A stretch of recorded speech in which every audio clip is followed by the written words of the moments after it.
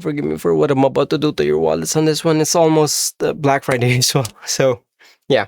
All right. $109. It's expensive, I know, but hear me out. If you get this thing right over here, you literally never have to buy a new dongle DAC amp again. I'm of course talking about the Qudelix 5K. Now, I'm not getting paid to just say and only say good things about this, and this was sent to me by Qudelix themselves, but despite them literally not caring what I say or when I upload the vid, fair warning, I'm head over heels for this thing, so I just wanna let you know that I'm gonna shell a lot. Although, I'm still gonna try to make this as objective as possible, as I still do have my fair share of like criticisms and problems, since there's no such thing as a perfect product, and like what's amazing for me may not be appealing for you. Alright, so let's start with the somewhat neutral part first. Packaging is bad, I'm not gonna lie. You won't really get the feel that it costs a whopping $109 or 6,500 pesos, and I wish they could have done something like similar to the packaging of the TRN Black Pearl.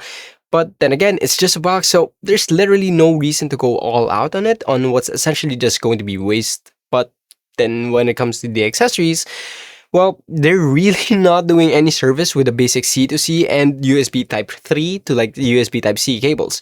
Build-wise, buttons are rattly.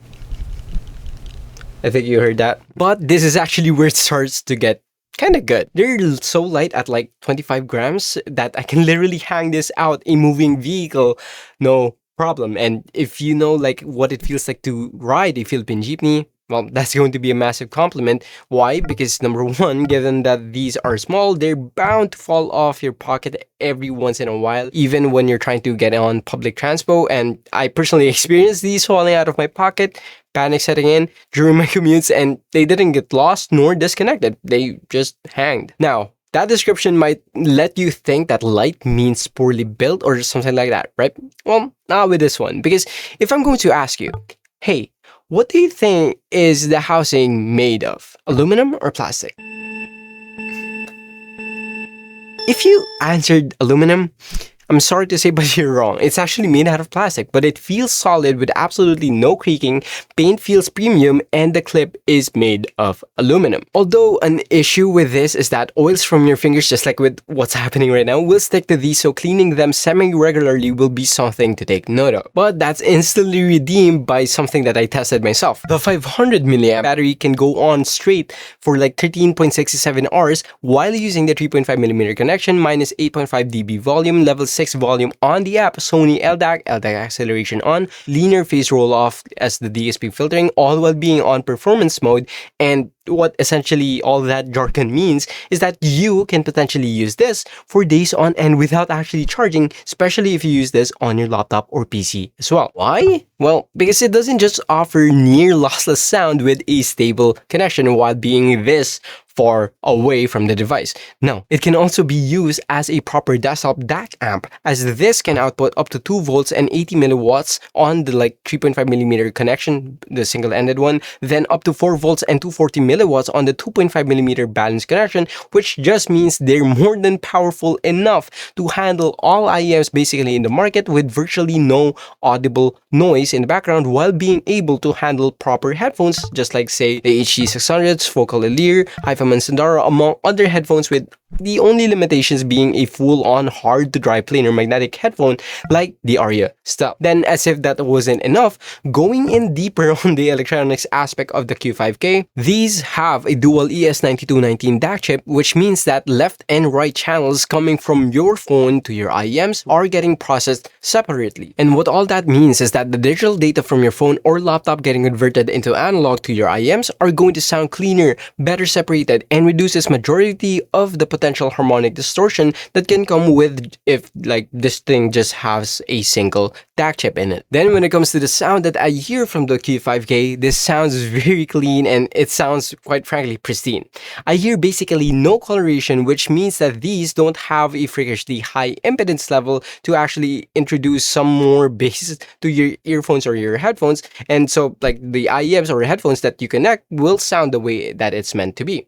And on top of all that, you have the ability to add the proper impedance and sensitivity ratings on the app, then saves it on the actual device, which just adds further confidence that what you're actually hearing and listening to is clean and tailored fit for your specific IEMs or your headphones. And I'm not done.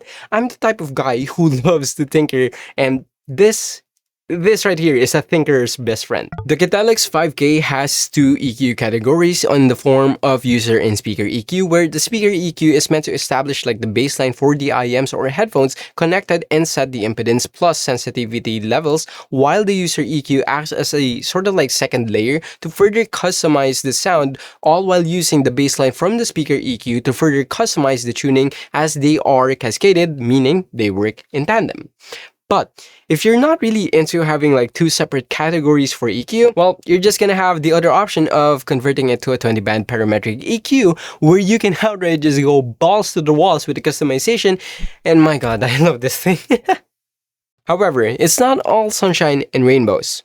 I mentioned that I had my fair share of criticisms, and if you're a fan of knowing exactly what you're buying from someone who can't really call $100 as cheap, then make sure to subscribe to let me know that I'm not the only one who's annoyed that YouTubers are referring to $100 as budget. What the f? Alright, one of those criticisms is the lack of the more common 4.4mm balanced connection. Then, I don't know if this is just like me being dumb, but whenever I connect this to my laptop, I only get sounds from like one side if I have them set on anything but the 88.2 kHz sampling rate, which really don't matter much as like most songs are formatted at a lower sampling rate.